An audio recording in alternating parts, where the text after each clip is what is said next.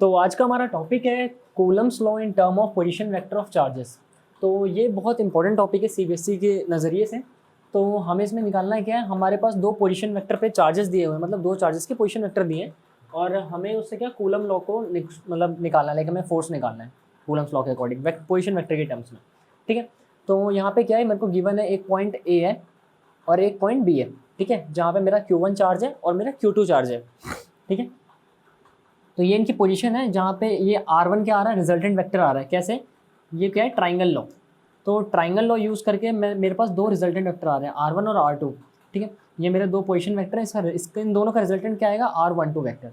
ठीक है, और यहाँ पे मैंने माना है कि जो मेरे दोनों चार्जेस हैं ये क्या है, लाइक चार्जेस हैं। तो लाइक चार्जेस हमेशा क्या करते हैं, आपस में रिपेल करते हैं। तो जो Q1 चार्ज है इस पर फोर्स कहाँ लगेगा, F12 की डायरेक्शन में। ठीक है, और यहाँ पे F21 Q2 पे किधर लगेगा, नीचे वाली डायरेक्शन में। ठीक, क्योंकि ये एक दूसरे से रिपेल हो रहे हैं। तो अगर मैं बात करूँ यहाँ पे F21 की, ठीक है, तो F21 क्या आएगा, यानी पहले मैं कूलम्स लॉ की बात करूँ तो K/Q1/Q2/R²। ठीक है, और क्योंकि ये पोजीशन वेक्टर है तो क्या होगा, डायरेक्शन होगा, ये मैग्नीट्यूड है, ये डायरेक्शन। तो R12 के डायरेक्शन में लगेगा। जब भी कहीं पे कैप आता है, कैप क्या होता है, unit vector along its component. ठीक है, तो R12 की डायरेक्शन में क्या लगेगा, F21 कौन सा है, ये R12 नीचे की तरफ। ठीक है, तो यहाँ पे मैं R12, ये जो मेरा क्या यूनिट वेक्टर है, मैं इसको लिख सकता हूँ क्या, R12 वेक्टर अपॉन में उसका मोड, या फिर R वेक्टर का मोड भी चलेगा, ऐसे भी लिख सकता हूँ इसकी जगह पे। तो ये मैंने यहाँ पे रिलेशन बताया कि R21 is equals to R21 का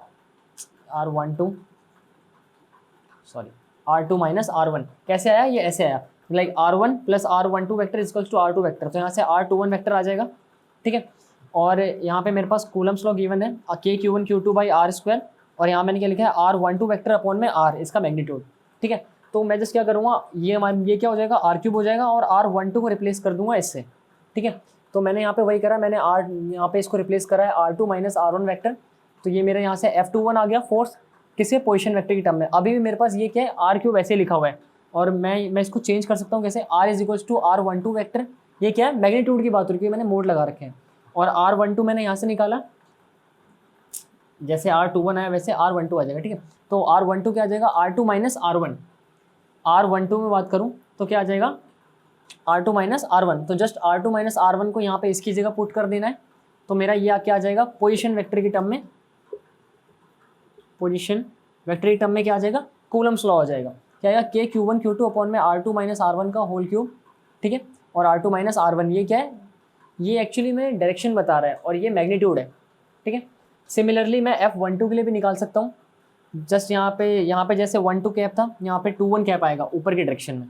ठीक है, और मैं यहाँ पे 2-1 को क्या लिख सकता हूँ, R1 माइनस R2, इसी ट्राइंगल लॉ को यूज़ करके। ठीक है, क्या लिख सकता हूँ, R2 माइनस R1। बस यहाँ पे ये जो डायरेक्शन है, ये डायरेक्शन इस तरफ हो जाएगा, क्योंकि इस बार हम ऊपर की तरफ बात कर रहे हैं, अलॉन्ग ये वाला कंपोनेंट।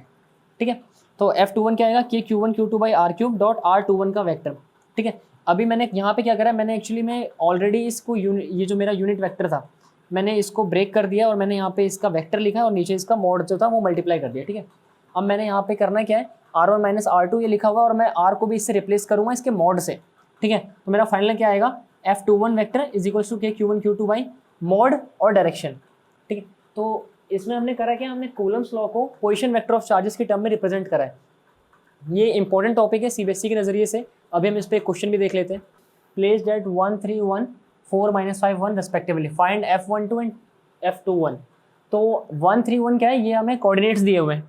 ठीक है, यानी पोजीशन वेक्टर दिया हुआ है, ये चार्ज Q1 का और Q2 का, और ये हमें उसका मैग्नीट्यूड है। तो देख के पता पड़ रहा है कि एक पॉजिटिव एक नेगेटिव है, यानी दोनों चार्जेस क्या है, दोनों अनलाइक चार्जेस हैं।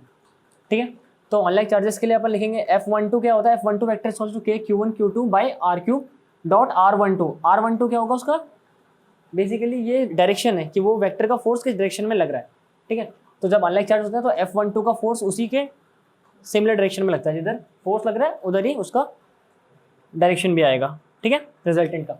तो F12 क्या हो जाएगा, ये 9×10⁹ K हमें पता है, Q1 Q2 का मैग्नीट्यूड हमारे पास है, R12 डायरेक्शन है, और R³ क्या हो जाएगा, मैग्नीट्यूड। तो अपन क्या कर सकते हैं, यहाँ से R12 निकाल सकते हैं कैसे, x2 minus x1 i cap, y2 minus y1 j cap, z2 minus z1 k cap. इससे हमारा क्या वेक्टर आ जाएगा R12, और अगर हम लिखें under root x² plus y² तो यहाँ से हमारा क्या आ जाएगा, मैग्नीट्यूड आ जाएगा आर। तो यहाँ से हमने R12 निकाल लिया, आर निकाल लिया, इसको जस्ट इसमें पुट कर देना है, ठीक है। तो हमारे पास क्या आ जाएगा, फोर्स आ जाएगा सॉल्व करके। F12 आएगा 1.73 इंटू 10 की power 20 into 3i cap minus 8j cap. अभी क्योंकि इसे हमें पोजीशन वेक्टर के टर्म में दिखाना है तो चाहो तो इसे मल्टीप्लाई कर सकते हो, वरना यहाँ भी आंसर ठीक है, ठीक है। इससे हमारा क्या F12 तो आ गया। और क्योंकि हमने जो लास्ट वीडियो में देखा था कि हमारा F12 क्या होता है, F12 वेक्टर इक्वल होता है F21 के, जस्ट उसमें डिफरेंस क्या होता है, नेगेटिव। ये साइन क्या बताता है कि वो अपोजिट है एक दूसरे के डायरेक्शन में, बाकी उनका जो मैग्नीट्यूड होता है वो सेम ही आता है। तो F21 क्या आ जाएगा, -1.73 इंटू 10 की power 20 into 3i cap plus 8j cap, ठीक है। तो अब अगर इस फॉर्म में कोई भी क्वेश्चन आता है तो आप उसको ईजिली सॉल्व कर सकते हैं।